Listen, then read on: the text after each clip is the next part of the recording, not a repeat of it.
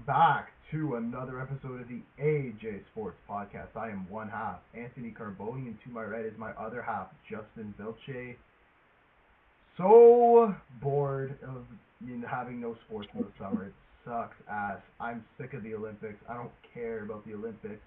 They're doing a bunch of weird shit during the ceremony, opening ceremony and stuff. I don't even want to get into that. All right, like I'm not trying to get into the Olympics, bro. But we are back. It's been a bit since we made our last pod, episode 95. We discussed the our NHL division predictions for this season. You should definitely go check that out. And this one is going to be another special one because we are going to be talking about the Toronto Maple Leafs not winning a Stanley Cup in the Matthews era, aka the best era with the best elite player of all time, in my personal opinion. Still not having won a cup since he came in around 2016. So it's been almost 10 years since Matthews has been part of the team. Still haven't won a Stanley Cup. We're going to get into that going through his rookie season up until now and what we think is going to happen next year. But we got to say what's up to our boy Justin. He just turned 20 today. Shout out to him for that. It's his birthday, boys. It's his birthday, so give him his flowers. Let him speak. Let's see what's up with him. How's it going, bro? I'm good, bro. Today just vibing out for the Oakland birthday. Kind of unfortunate that we're talking about the Leafs on my birthday, but that is okay. We're here doing it for the content, so it's okay. But other than that, though, like summer's been chilling. I mean, like we watching Blues and all the time. So I mean, there's on two, which I've been watching. Stay in Canada. I mean, the Olympics. They try to make it seem like this whole big thing, but dude, it just really got like no more like aura as like how it used to like a decade ago or like 20 years ago. So I mean, it's whatever though. I mean, we just get ready for the Premier League season to start. Hockey season's slowly coming. But yeah, just vibing out. Vibing out is the word to say. Yeah, man. I got sick the other day. Like you can see it, you can hear it in my voice. I'm still sound a bit stuffed, but we're still back at it recording this episode of the AJ Sports Podcast. We're almost at episode 100, so we're getting there. Episode 96. I know. Been doing this since 2020, man. Think about it. It's been fucking 4 years. 4 years and I don't know, August 30th, I remember, was our first pod 4 years ago. And to think we're already at 100 is crazy, especially from all the breaks we've been taking and stuff. The grind is real, especially because now we're getting into it seriously. But one thing that hasn't changed since we started filming these podcasts is the Toronto Maple Leafs' success in the NHL. We're going to talk about that.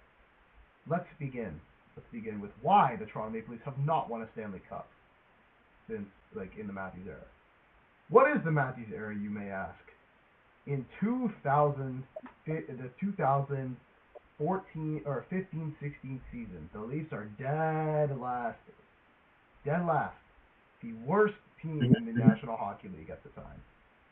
They had one of the worst records we've ever seen in Leafs history. And from there on, we all knew who was going to get the first overall selection in the 2016 draft. Just so happened to be that Austin Matthews was undoubtedly the best player in the draft. The Toronto No, not at the time.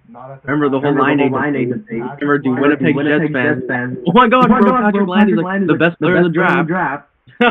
Gotta think. Yeah. As we're talking about this now, it's just crazy to believe how that was the debate. But Patrick Laine was also in there. Dubois was also in there in the top three. But the Toronto Maple Leafs ultimately chose Austin Matthews. Now, what were they going to be getting in Austin Matthews? Well, they were going to be getting a 6'4", 220-plus freak of a centerman who can play both ways of the ice, who also, by the way, has an insane wrist shot, who can score goals. And the Leafs knew exactly that was going to be the player they needed, as goal scoring clearly was, not something they didn't have the last season, becoming last in the league. So they get themselves Austin Matthews and pair him with Mitch Marner. They pair him with guys like Marleau, with Kadri, with Cody Franson. You remember that team, Cody Ceci. You remember all these guys. Explain, Justin. Let's talk about that 2016-17 season. Matthews' first game, he scored 4 goals against the Ottawa Senators. Who can forget? Nobody. Let's talk about that. What did you think of that season? Yeah, I mean, you can never forget that moment as a fan. But I mean, see, there's two things I remember. Matthew scoring for the Leafs losing. Remember, the Leafs did not win that game. And I mean, again, everything just goes back to even before they had Matthews, 2013, as to where they took the lead. As a Leaf fan, we've seen this happen many times. So again, when in his first game in Ottawa, where he scored 4 goals, literally broke the internet. Like, everybody was like, oh my, like, no wait, it's his first game in the NHL, 4-goal game. Like, what just happened? Yeah, but then again, it got ruined by them losing. I'm pretty sure it was 5-4 in the overtime. And yeah, I mean, that's the only thing I remember from it. Leaf fans were going crazy in Ottawa because it was like, this is just unbelievable. But even though we lost, we thought, okay, we have something here. Like, tables turning. Like, remember, 2015 was a really bad season. We were like, okay, 2016, you know, you got Matthews, he looks like a stud, and, you know, maybe this will be, you know, the time as a Leaf fan, you know, to start getting hyped, you know, maybe things will turn, you know, the right way for us. I mean, that was just a start, but a start indeed. I mean, nobody expected them to make playoffs in that first year, right? Yeah. They end up getting the second wildcard spot in the Eastern Conference and end up having to play the President's Trophy winners at the time, Washington Capitals. Now, majority of the NHL, you know, fans from across different fan bases didn't give the Leafs a chance. I don't really remember much. We're like watching, because that was when I was in grade 7, grade 6. So I don't remember who I thought would win. I just loved hockey at the time, right? Now I have a clear, you know, obviously the knowledge is there. But yeah, a lot of people didn't give the Leafs the chance. Going back and looking at some of the research, that the Capitals were supposed to like absolutely dust these guys in 4 or 5 games. And, you know, the first game, like, you know, I think game 1, I think the Caps won.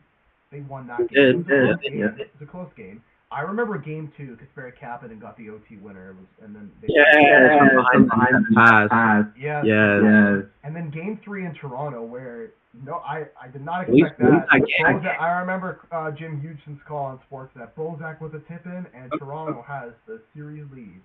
They took a 2-1 series lead against the Washington Capitals, and we were like, "Oh my goodness!" Yeah. They're leading the President's winners in the best of 7 with the chance to go up 3-1.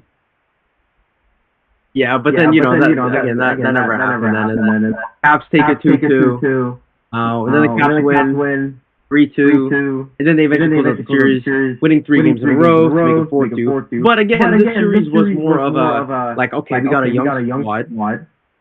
Had some playoff experience, because nobody really thought the Leafs were going to be the eventual Stanley Cup champions in the Washington Capitals. But I mean, they really pushed them to the limits there. Like, remember, the Leafs had a 2-1 series lead, so it wasn't like they were just getting pushed around. So, but again, this year was more of like, okay, you know, showing what they're made of.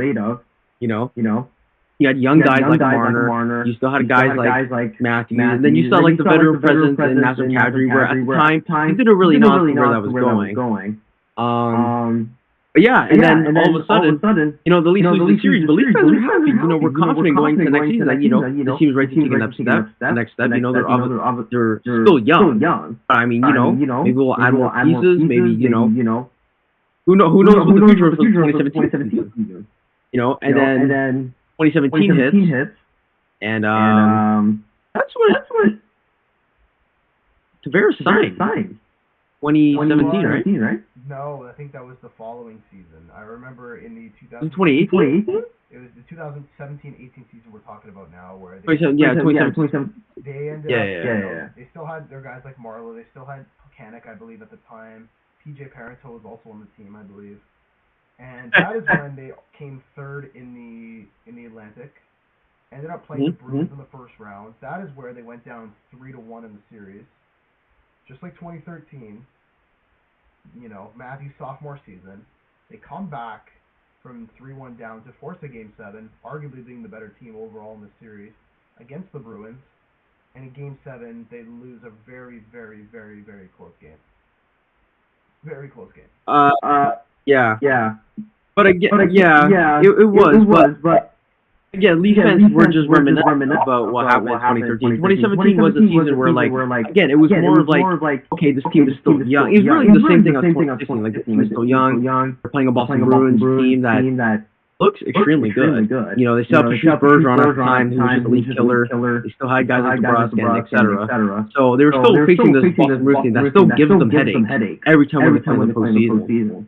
So, again, you know, like, you have your younger guys, and, you know, you didn't really know how they were going to do it, some Bruins. But, I mean, they forced a Game 7. Leaf fans were thinking, like, okay, maybe we'll do this, you know, maybe we'll do our revenge. They ultimately did not get the revenge. And this is when now Mike Babcock was a little bit on the hot seat, because now it's like, okay, then I think things felt like the whole Mitch Marner situation at the off-season. And then, and then Leafs lose the series, and then now Mike Babcock is, like, again, on the hot seat. Now fans are like, okay, do we really need him here? Because remember, at this time now, he's going to coach for a couple years now. And yes, you know, the Leafs made the playoffs, and, you know, they look significantly better from 2014-15. But it was just a matter of, okay, now this is, remember, this is like, these Toronto Leafs, these are like the biggest franchise in the history of the NHL. So and now it's just a matter of getting results, right? So then you head over to the 2018 season, and I'm pretty sure Babcock was still the coach at this time. Yes. Because so we head into the 2018. he fired him during the middle of the season when he was in Arizona. Yeah, so he was still coach at this time. I'm pretty sure.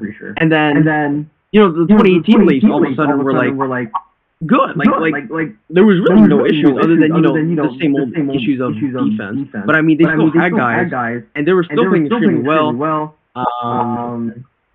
Again, it was just the same old story about Leafs having no defenders, and maybe some depth wasn't properly suited for the team. And then 2018 playoffs happen. The Leafs are once again playing the Boston Bruins in the playoffs. Hold on, this is 2019. So we're talking right here, the 2018-19 season. So we finished the 2017-18 season. That's where they lost to the Bruins. 2018-19. Well, October 2018. They signed John Tavares. They signed the Big Fish. They bring in that guy who's from Toronto. They get to the playoffs. And it's the exact same matchup as last year, a rematch between the Toronto Maple Leafs and Boston Bruins. On paper, the Toronto Maple Leafs looked a lot better. Matthews was starting to score a lot more goals. They were getting a lot of the guys like Hyman, Kapanen, Marner, Nylander starting to go. And this team, on paper, was, you know, given it to they beat Boston Game 1 in Boston. They lose Game 2, if I recall. I think it went back and forth every single game until Game 7. Yeah. And, you know, Game 5, they win an intense matchup. You know, it was 0-0 all game. Austin Matthews with the one-timer made it 1-0. Kapanen 2-0, and they finished the game, Game 5, with a chance to bring it home to Toronto to win their first series since 2004. And that didn't happen, of course. We did see Riley get the first goal. I remember that. The clapper from the blue line. And from there on, the Bruins took over the rest of the series. They won Game 6, and then Game 7, they just, you know, didn't even look like the Leafs we were watching the rest of the series. Game 7, worst game of the series for the Maple Leafs. So going into 1920, what did they have to do? Mike Babcock, you know, brought these guys, you know, to another Game 7 with the Bruins. They fell short once again, and, you know, they needed to figure out depth. They needed to figure out defense. So they go and add in a guy like Tyson Barrie, if I recall. Yeah. Away. The season was also when Mike Babcock did get fired. Yes, 2019-20 was, you know, the COVID season, where we come in, the Leafs are playing okay, and then Mike Babcock, you know, I think it was, December, November? I think it was December, November. They were playing, like, not so great. It was around November, yeah. When they're on the West Coast road. Yeah, they were on their West Coast road trip. They lost every single game, and they decided to fire Mike Babcock, relieve him of his duties. Hence comes in Sheldon Keefe from the Marlies in the AHL. Promotion. They bring him up to the big leagues, you know. and they start playing good. They start doing their magic. I remember watching the Hurricanes Leafs game where the Hurricanes were up like 6-3, and then the Leafs made a miraculous comeback, scored 5 goals in a really short amount of time. Marner's goal, where he took literally out as soon as they scored one, Marner takes the puck, goes up the middle of the ice, the other, bang, goal. They beat the Hurricanes, and then they start to play good. We obviously saw the David Ayres game. Don't want to mention that much, but yeah, we saw that, and then the world shut down. The Toronto Maple Leafs may or may not have been making the playoffs because it was, from what I recall, it was a very close final, like a battle for the final, either the third Atlantic spot, because I know Boston and Tampa were like, going towards the locking those spots, and I know Detroit was in the mix. I know the Habs were in the mix. I'm pretty sure, I don't think Ottawa was there yet, but I know like Florida was also getting it too. So it ended up being where the world shut down. Hockey, the season was paused, and officially, we never got to finish the rest of that season. So who knows where the Maple Leafs would finish? But we get an announcement from Gary Bettman that we are going to see the playoffs go through in the summer. Yay! We love that. The top 4 teams in each conference, which at the time, we're just talking about the Eastern Conference for now, were the Bruins, the Lightning, the Capitals, and the Flyers. Those are the top 4 teams. Yeah. They went to go play a round robin to determine the 1 to 4 seeding, whereas teams like the Leafs, the Blue Jackets, the Montreal Canadiens, the Penguins, the Islanders, who else? I could be missing. The Rangers, the Hurricanes. Rangers. There. 24 teams that ended up being in these playoffs. 24. The biggest playoffs we've seen in the NHL for a while. So we had a qualifier series, best of 5. The Toronto Maple Leafs end up playing the Columbus Blue Jackets. Keep in mind, by the way, this wasn't an actual playoff series. This was to get into the first round. And the Toronto Maple Leafs, it was played in their building, no fans, of course. I want you to explain this because we were on PlayStation. I remember back in 2020 talking about how this series was going down, and we were watching. So I want to get your thoughts. You were really attached to this series. And yeah, it was. On the emotional side, for sure. This was an interesting story because there were no fans in there. They were still going to crown a champion anyway. Didn't matter if they were fans in the building or not. Didn't matter if they played on the full season. They're still going to crown champion. So now they have this play-in thing where Leafs have to play the Columbus Blue Jackets. Make the playoffs. And the Leafs couldn't even do that themselves. Lost the series. They choked. I'm sure they choked the lead in game 4? Where they choked like a 3-goal lead. Game 3. Yeah, it was game 3. And then it was game 4 that they came back from lead themselves, where they scored like 3 goals in kind of like 4 minutes in the final 4 minute game. And then you had a which was Matthews scored the OT winner. Coming down the rush on the way. And then so then they come back, bring it to game 5, because they always have to bring it to the last game of the series. And then that's when they completely folded, and they didn't even score a single goal. Shutout. I want to say it was 2-3. I remember John Tavares hitting the post. That was on my day. And he hit the post with a wide open net. And that pretty much summed up that whole series. The Leafs had trouble scoring throughout that whole series. Pierre-Luc Dubois was just an absolute menace. And that was when Leafs fans were like, oh my gosh, like Pierre-Luc Dubois, like he would be perfect for the Leafs team, et cetera. Man doesn't want to play for any team that he's on anyway. So when you think about it 4 years later, nobody really wants Pierre-Luc Dubois in the first place. So that's when the Leafs were like, okay. Then this is when they started making more excuses. Oh, the world shut down. Oh, well, we still have all this talent. Oh, there were no fans in the building. Oh, maybe this wasn't our year. Which it was never our year anyway. Like any bug gold. Did we really have a shot? No. But and then this is when Yeah, then they just lost, and then they went to the season, and then in the off season they announced the Canadian division, and that's where the Leafs would storm past all the teams in the regular season. They only played like 50 something games, was it 52, 56? Yeah, Something like that. It was something like that, yeah. Yeah, and then hang on, before we continue, let's discuss who they added. Heading into that season, they added Jumbo Joe Thornton to the mix. They added Wayne Simmons, Toronto man. Yeah. They added Wayne Simmons. They also added TJ Brody. Let's not forget that. And they end up going to play your Canadian teams, like the Ottawa Senators. Some more Battle of Ontario. Original 6 against the Canadians. These guys right here. I'll keep this right. They went out to go on a series against my Canadians, or play 10 games against the Habs. Who doesn't love these rivalries?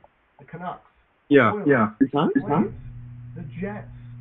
They play all these teams 10 times, or most of them 10 times. They dominate, and I mean dominate this league, this division. Storming past each team, beating, winning, I don't know, 6 or 7 out of 10 matchups between each team. They had in 56 games, I think they had 40 wins. It was nuts. They were insane. They were a really good team.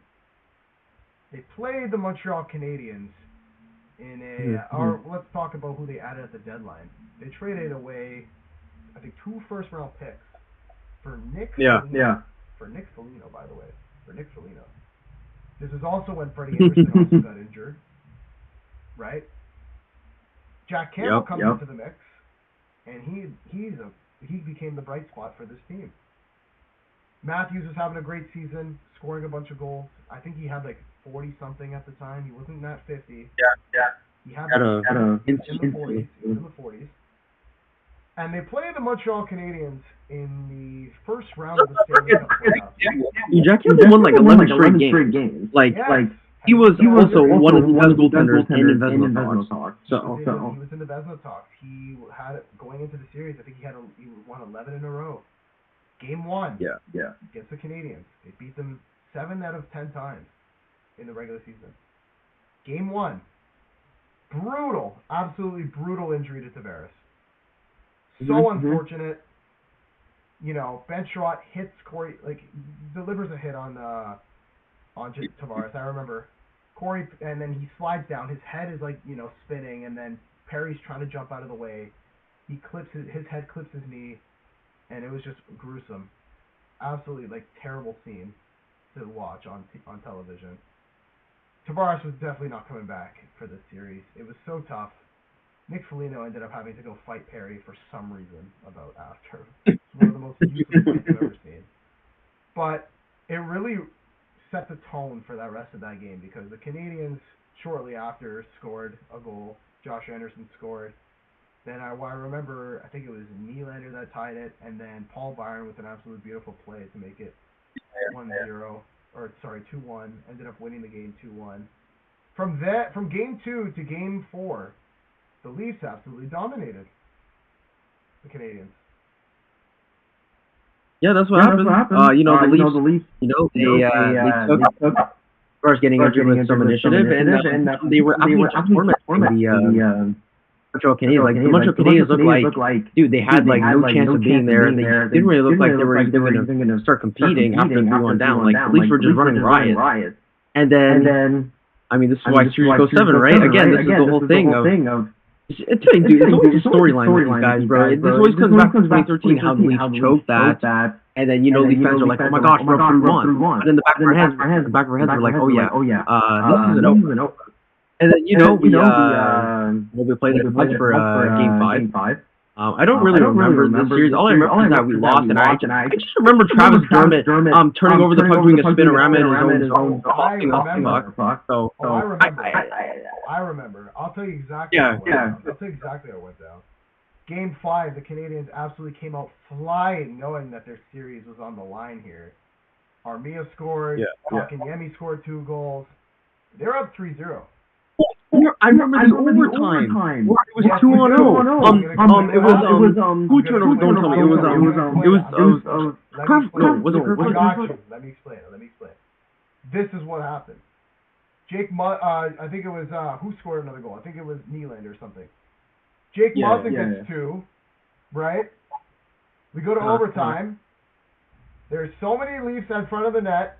All you see is Price, one half defender, and like 3 Leafs players.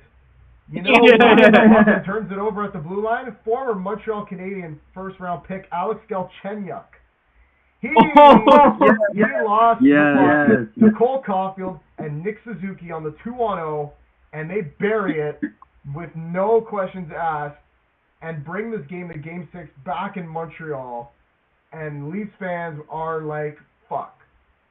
They got to play another Game 6 in the Bell Center, and it was announced they were allowed to bring fans in for that game. Not every single fan, just the 300 section, maybe like, I don't know, 5,000 fans total. Something small, but it made an impact. The national anthem was broadcasted across the TV in Game 6. Oh my goodness, it made me cry. It was so nice having fans back in the fucking building for this game. And it was 0-0 up until the fucking third period, where where Mitch Marner takes the fucking puck over the glass penalty. Who remembers that? Oh my goodness. We saw before that we saw the scramble in front of the net. Corey Perry buries the fucking rebound, and then afterwards Marner puck over the glass.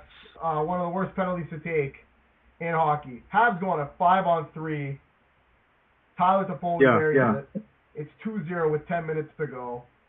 3 minutes later, Jason Spezza scores, brings the Leafs to life. 3 minutes later, TJ Brody scores from the point and ties the game. 2-2. We go to overtime. The Leafs come back from 2 straight games. Game 5 they did it, and in Game 6 they did it again, looking to finally close it out. And in overtime, I remember I was watching, I was cursing at the TV because the Toronto Maple Leafs were dominating. That overtime. The shots were 15-1. 1-5-1. One shot the Habs had all game, all period.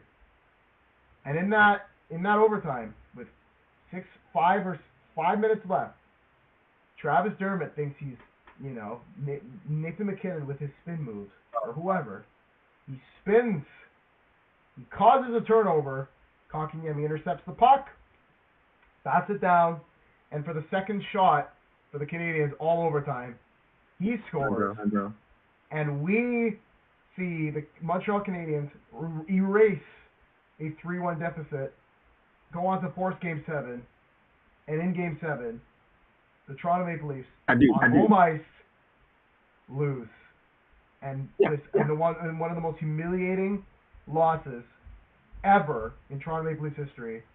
They blow a 3-1 series lead to their arch rivals, the Montreal Canadiens, and it's over. We thought that was it for the core 4.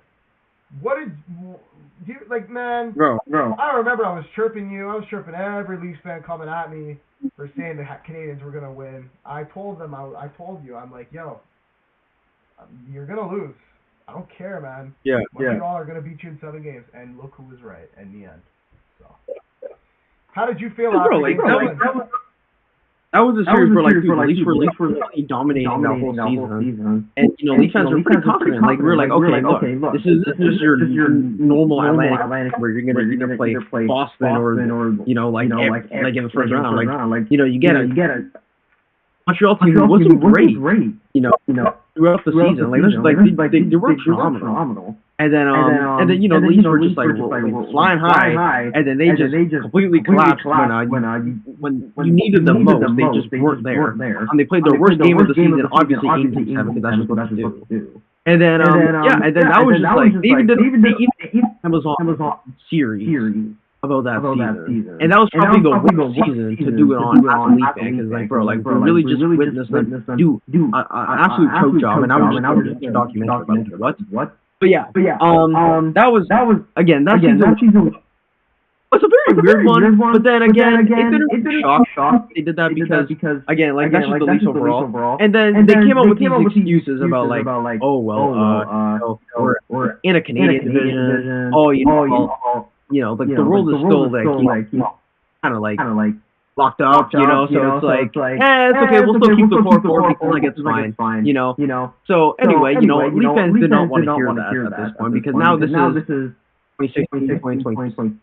So now we're heading into our sixth season of, still having the same core. Well, the same three guys. JT came out later. But yeah, still now we the Leafs still don't really have a core that is good enough to win. And that was pretty much the whole story heading to the 2020 season, where I'm pretty sure this is the season where we're allowed fans in the stands like normally then. Because 2022, this is when the Leafs lost games.